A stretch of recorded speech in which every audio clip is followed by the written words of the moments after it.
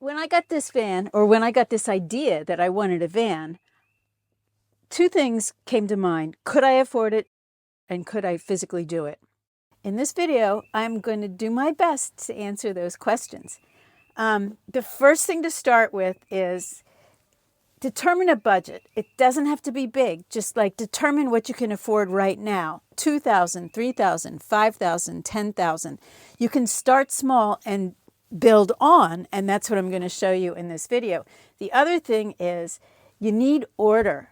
It is 600 square feet, 60 square feet of space. And in 60 square feet of space, you can't have stuff not having a place to go. If it lands on the floor, it just becomes a mess. It becomes a mental mess, and it stops being fun and pleasant. So there's things you can do. Like up there, I have all those little hooks above the pizza oven. They call that thing above the cab the pizza oven. That's for hanging stuff. I have hooks all over. I have a hook here, a hook here, a hook here. You can get really nice decorative hooks so that it kind of like coordinates with the whole thing. I have a hook there. I mean, I have hooks everywhere. I have a hook there. I have a hook there. Hooks are big.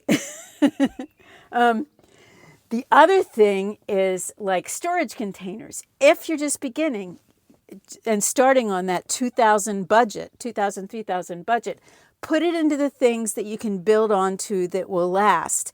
And skip the drawers. Like drawers can get expensive because the hardware is expensive all the way around. So get like, these are really cool plastic containers. They're clear. You can see inside. The black lines will go well with any kind of black hooks you have anywhere. Black is a great trim color that kind of pulls stuff together. So black is good.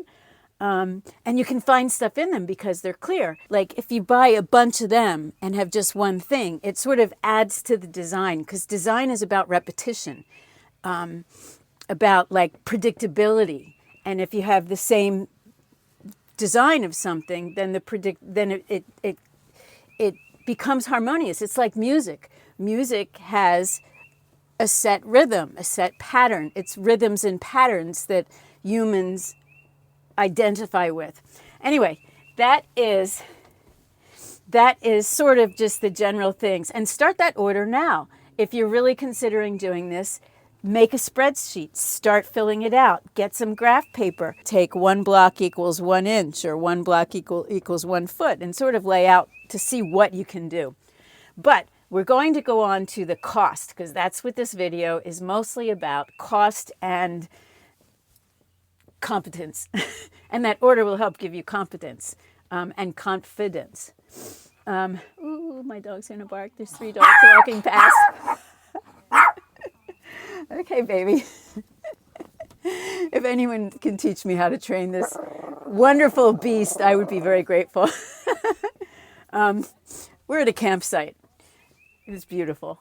I'll take you there later. Okay, the dog situation is under control. So, on to the electrical.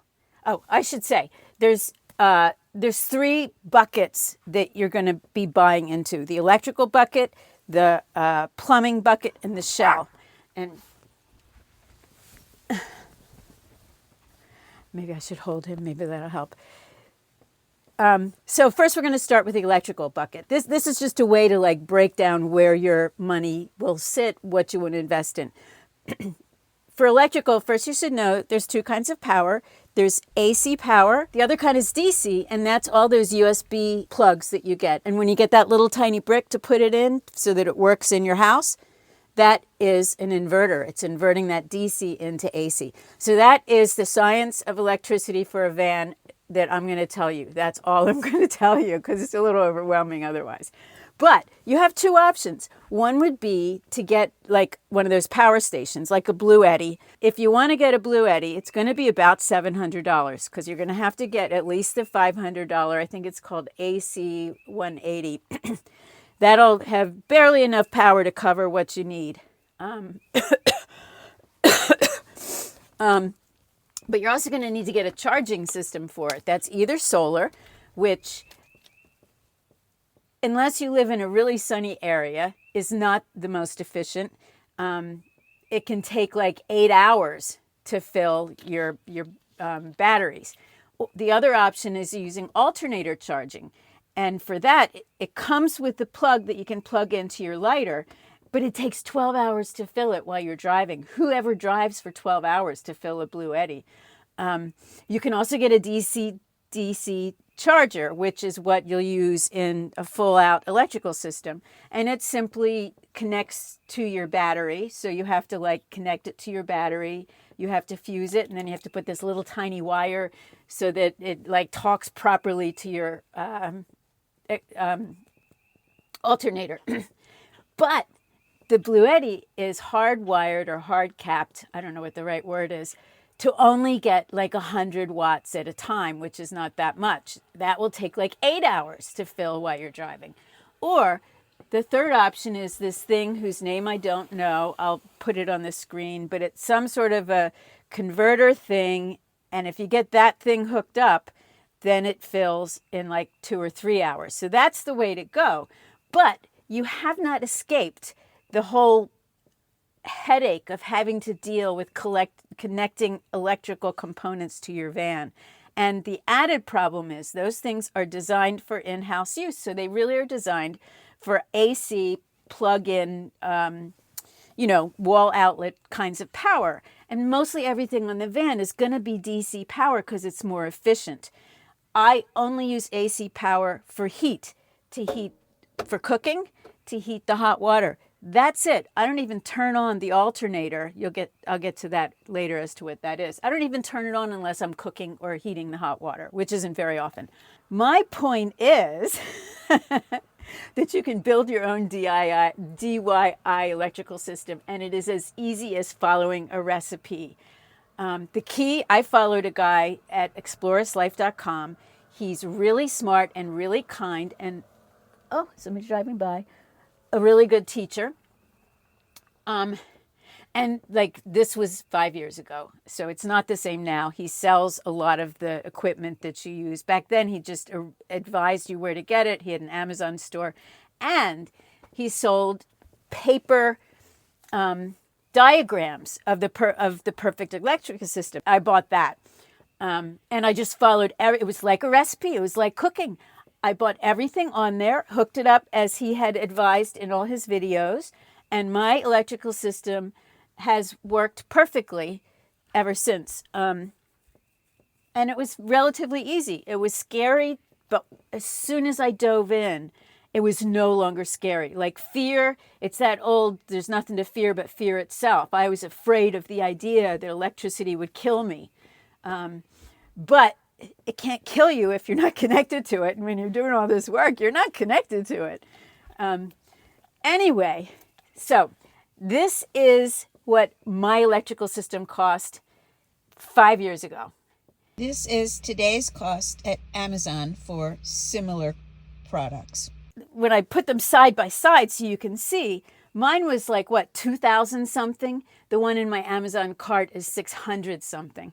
Now, you do have more expenses because the cables are expensive. And if you're building a plan that lasts for the long term without having to replace components, and you don't want to replace components because the truth of the matter is it's such a confined space that it's not easy to get in and start changing things out. If you get it to fit perfectly and then you have to replace it with something bigger, you might have to move everything. So you really want to like build with the future in mind. Do it once. Oh, he's such a brat. Do it once, do it right. He's upstaging me. Shush! Oh. Dogs are walking by. No barking. No barking. Okay, so I read somewhere that if you give them food while they're barking, it changes their... Here you go. Here you go. Oh, look at this. Treats. Yeah, treats. So, you basically need 3 components. You need one that brings the power in, you need a place that the power is going to be stored, and you need a way to get the power out.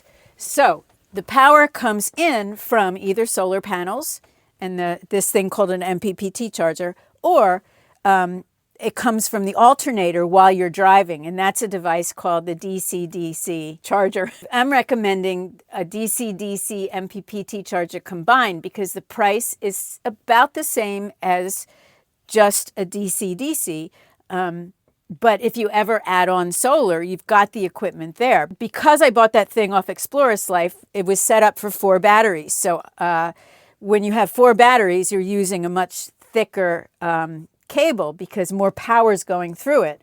If you just have a 1 battery system, you can get away with these skinny wires, and they're not very expensive. So if you're going with 1 battery and you really don't have the money now, the wires aren't going to be that expensive. But if you go with a bigger system that, like with 2 batteries, you can get one for $157, I think it was.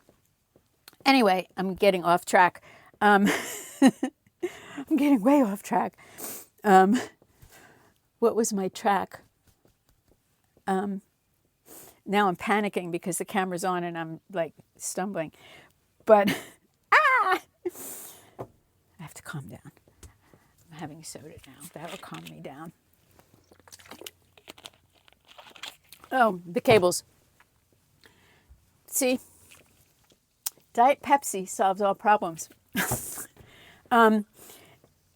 You can do them yourself, and if they're skinny wires, do them yourself. It's easy and it's a fun learning thing. You just have to be patient and have precision. But if it's those thick wires, the tool to cut them is really expensive. And if you screw up and do a bad job, this is where fires can happen, because the wires, like the power is just sitting in the battery. If you stabbed a knife in it, you'd have a problem. But otherwise, it's just traveling through the wires. But if the wires have bad connectors on the edge, that's the same as stabbing a knife in the battery. So you want quality, and you want quality for the things that hold the fuses. The fuses are there to protect the wire, and if the fuses are sitting in a cheap piece of metal, that could be fire. I buy Blue Sea fuse holders, and this is the one point that you're going to connect with somebody that's going to help you, whether it's Explorers Life or a friend that knows electricity or somebody on a website somewhere. And they might direct you to a bus bar that works. I bought this thing called, by Victron, Links, called Power In. I don't know what it's designed for, but there's a hack that Explorers Life offers where you add to it some bolts, and some washers and some copper thing, and then it'll hold the fuses.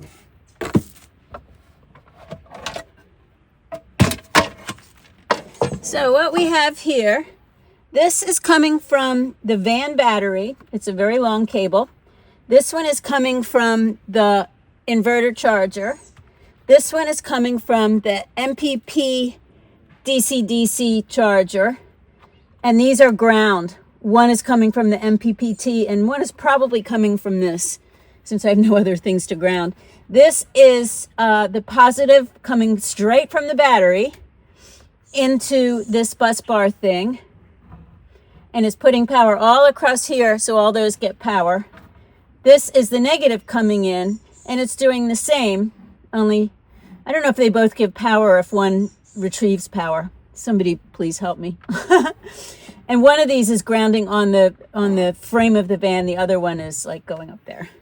And this thing in between is actually the shunt, and that connects me to a battery monitor so I can see what's happening. And that is my lovely Lynx Power In. The hack was to add these bolts because before they weren't there. So in the Power In, it's all together, and it's like really easy to understand. Now, I know they're out there. There's a bus bar. I found one that would hold 3 wires coming from the red and hold the fuses. But there wasn't a black that aligned with it, and it required different size lugs. And when you're doing electricity, the red and the black coming from from each component or from the batteries, they need to be the same length because it's a loop, and you want the red and the black to not get out of sync. I think that That's what it is. And you don't want the lugs to screw it up either. So anyway, that's why I love the power in. But listen to whomever is going to help you if you choose to go this route. With one battery, you can get away with a 1,000 watt inverter, but that means that nothing can be powered by that inverter. It'll like beep and make weird noises if you put something with more than that amount of wattage. But like, if you look at the bottom, I'm not going to take my van apart to show that. If you look at the bottom of any electrical thing, it'll tell you how many watts it is. My hot plate is 1,100 watts.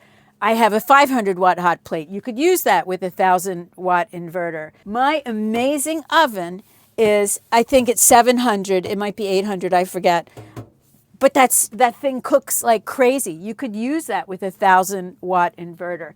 My coffee pot's 700. So if you were to get a hot water heater, all of them are like 13. So that's why it's important to like say, am I eventually going to want that? If so, buy the component that will serve you later down the line, so you don't have to rebuy stuff. I think mine is 2,000 watts, my inverter. I don't need anything bigger than that, because never at the same time am I running, like if you had a 3,000 watt, you could run the oven and the hot plate all at the same time. I actually could probably do that anyway, because 7 and 11. But like, there's math involved. So I think that pretty much covers the electrical system. Obviously, you can tell that I am one who believes building it is better, because you get the joy of building it, and you get knowledge. You get knowledge you didn't have. If a light switch goes out at home, you can actually repair it yourself. Go on YouTube, follow some instructions. You'll understand what they're doing. And if you're out on the road and something goes bad, like I've seen videos where the story of that person's day was that their inverter broke. They had to go find a new inverter. If your Blue Eddy breaks or something stops working there, it's like you can't, it's an all-in-one thing. So anyway, we are moving on to plumbing. And this again, it's like you can buy a bucket toilet. You can convert it so that it's urine separating, which is good because you can dump the urine out almost anywhere because it's just urine.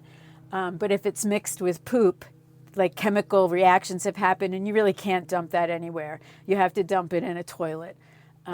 But the poop can be collected in like, it falls into a box type thing that's lined by a bag, and you can throw that bag in a trash can, because people throw baby diapers in trash cans all the time. I initially bought just a camp toilet that mixed it all together, but I did eventually change that one into a urine diverting by buying some sort of like a medical thing, cutting it to fit. But that toilet ended up breaking, and then I got a Trevino, which I like. It's like $300. Honestly speaking, I would go with the bucket, and I would build some sort of a box around it so that it's not like able to tip over while you're driving or something.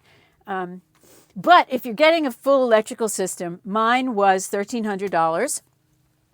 That is with a 21-gallon water tank, a 4-gallon hot water tank, a water pump, full kitchen, full shower, PEX pipes, and the shark bite connectors.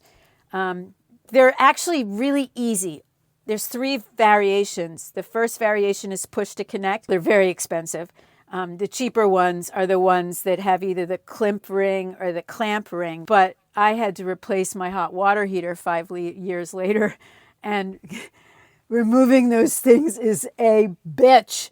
I mean, it's just awful. It's really hard to do, and it's really tests your patience. So if I did it again, I'd go with that. I think it's called the clamp.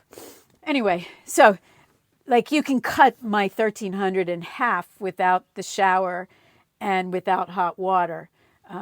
And even easier I love this idea. You can get 5-gallon jugs, put them under the counter that you build that we're going to get to in the shell. And then you can buy, there's a lid to the jug with a tube, flexible tube that comes out, and at the other end is a pump. And it's a USB pump, so it's electric, but you just plug it into the USB. So that's like the cheap thing. That's like, you know, the whole water system might cost $75, and it's really effective. And, you know, when you build a really nice counter, just have a hole in it so that that pump is right there. Cut a bigger hole, and for like even just a plastic bowl. Okay, so now we're getting onto the shell, the third element. The one thing when I built my van is I did not want to be killed by my own creation. So I was really, really like, my focus was on fixing things to the walls and the floor. So the first thing you're going to do for the shell is you're going to insulate it, floor, ceiling, walls. I bought Havelock wool. I bought it because like there's a whole bunch of places that have like holes and sort of like metal supports with air in them. So I stuffed the Havelock wool and all them. So that's sort of why I went with Havelock wool, but I didn't buy enough. So I ended up with polyiso for half of the van. I totally recommend polyiso for the floor. Mine is 1 inch, and then I have a 3/4 inch piece of plywood on top. A lot of people put a 1/2 inch plywood. I wouldn't go less than that. Okay, so that polyiso is like between $15 and $20 a sheet. So that's not that expensive. You could literally cover the walls and the ceiling with 1/8 inch plywood, which is also like, I don't know, $17 to $20 a sheet. So it doesn't have to be that expensive. And for a starter van, you can just paint everything. There is, like when I was in school, we used to do this thing with tape, paintings where you'd tape and then you'd paint and you'd make this geometric design. And I mean, I Googled on Pinterest just to see if they had anything of this tape stuff. And there's some really cool things you could do. So you could, like, I found this picture. I love this picture. If I was going to make a van, I would start with this picture and like capture this vibe. It also, if it was a starter van, it would also be like, it's pretty extreme. So I literally went with white everything so I could change the vibe as I wanted to. But if it's a $2,000 build, it's like, make it really funky because you're going to eventually add flooring. And you might eventually add different walls. My walls are 1/4 inch tongue and groove, V-groove I think it's called. And it was cedar shingles. It doesn't, like when I painted it, it's never smelled like cedar in here. If you didn't paint it, it probably would. But when you get it that thin, it's easier to handle. Whereas if I was going to put 10-foot wood beams across the tongue and groove across the ceiling, I think it's like 3/4 inch or 1 inch thick. Each one of those would be heavy, hard to put up by yourself. And this is light. I got 20 miles to the gallon coming here. And everything I have is light. 1/4 inch wood there, tin here. And I did not build overhead compartments, as you can see. I put, like if you watched my build video, I talked a lot about the shelves, so I won't go watch that if you want more information on it. But they were simple to make, they're attractive, and they make cooking a breeze because everything's at your fingertips. Like you can just cook. You don't have to like dive into a box and find your salt. So I think that covers the whole shell. Oh, no, it doesn't. Okay, you need a refrigerator. Don't go, okay, I had this refrigerator. It was really expensive. I bought it because it would fit the narrow counter, and I wanted that look of a door opening fridge. The compressor is mounted under here, so it is thin, and it has the best power use of anything. It's like it hardly uses power at all. I don't know how it even works, but I wanted to be able to carry more food for long trips. because I like to go someplace and stay parked for a while and do something creative like write or make a video or whatever. I like to sit in a space and like consume the vibe of the place. So I bought a chest fridge, and it needed to fit between my passenger and driver's seat, and it needs to be cheap. And it is a power hog. So I can't use the fridge freezer because even with 400 amp hour batteries, if I'm sitting in this campground for too long and there's lots of trees blocking my solar, I'm going to be dead battery wise in no time. So buy a decent fridge, buy a 12-volt fridge. Buy chest fridges, I have to tell you, are a better option, because no matter what, when you stuff these little tiny fridges, you're still digging. The digging's almost more difficult for what you're looking for.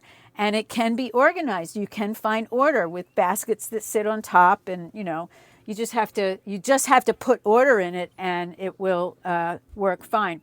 The other thing you absolutely need is good bug screens. And I'm going to make a video to show you how to make one and where to get the materials. For like $75 to $100, installed without sewing. Well, there's like 2 lines that you have to sew. If you don't know somebody who can stitch those 2 simple lines, just go to a tailor and pay for it. But it will be as the quality of the ones you pay $400 for, and it will be permanent. So it's a good investment. Initially, I bought the one on Amazon that was like $25, and it's the screens basically like you have at your house. But when you're camping, there's these bugs called no-see-ums. So I'm sitting there in a campsite one night, like the lights are on, I'm watching TV on my iPad, and life is good. I look up on the ceiling, it is covered with little black bugs. It totally grossed me out. So as soon as I got home, I started figuring out what to do. But I'm going to make a new one because I installed it using heavy-duty Velcro, which over time has not lasted that well. And this new method that is what the fancy ones do, I'm going to duplicate and make for myself. And I'll show you also. Anyway, that is the shell. I'm pretty sure that's everything. Oh, you do need to have ventilation. If you have a window that opens, that does it. If you have a skylight, that does it. If you get the max fan, that does it. You can even probably, like, there are these things they sell in the front that are vents that you put in your windows. You could probably even make something like that or buy something like these things. But, like, you need air coming and going. So 2 of those vent things would do the job. I wanted a skylight. I don't have any windows. I ordered my van with windows, like they come with it, but they don't open because I like the light from the windows. But I was too afraid to cut holes in the side of a van that I just broke my complete financial condition to own. I was a little bit more willing to cut in the ceiling. And I did actually meet somebody on the ProMaster website that has like he's a car guy with a whole garage, and he actually helped me cut those holes. But those I would have cut on my own if I hadn't met him. But the last thing we're going to talk about is tools. There are certain tools that I found the most essential. A builder's square. This thing allows you to make straight lines everywhere, straight cuts with either a circular saw or a jigsaw. I got both. Circular saw is great for cutting fast, straight lines. It's beautiful. Jigsaw cuts curves, but it's just not as clean a finish, and it's harder to do it as straight. So the tools aren't that expensive, and if you just choose a brand, like Harbor Freight is actually it's just fine. Choose a brand. I didn't buy my electrical. I bought some of my electrical tools there. But I bought an impact driver. That's like my favorite tool ever. But okay, so the builder's tool, a straight edge and clamps. Oh, baby. It's just a guy walking down the street, down the road. Okay, so the clamps, the straight edge, the builder's triangle, square, the jigsaw and or circular saw, and the impact driver. If you're going to drill, you'll end up drilling holes in the van eventually, or holes in the wood. I don't think my impact driver won't do that. There might be some that do. I had already bought just an electric drill, and that gets all kinds of fittings you can buy that will drill holes. But, you know, find friends that have tools, because these things you're going to use once and that's it. So, and for the electrical stuff, there's a few things you might need. For the plumbing, there's a few things you might need, but that might be good reason if you're starting small, just to go with the cheapy things I recommended. And that is everything. So, like, I hope this helps. I hope that it tells you if you can or can't afford it. I actually, like, when I think of my own experience, all I can say is it's the best thing I've ever done. It changed my life in so many ways. It opened a new chapter in my life. And who doesn't want a new chapter in the mess of a world we're living in right now? You know, AI is coming in. Find your own way to get away.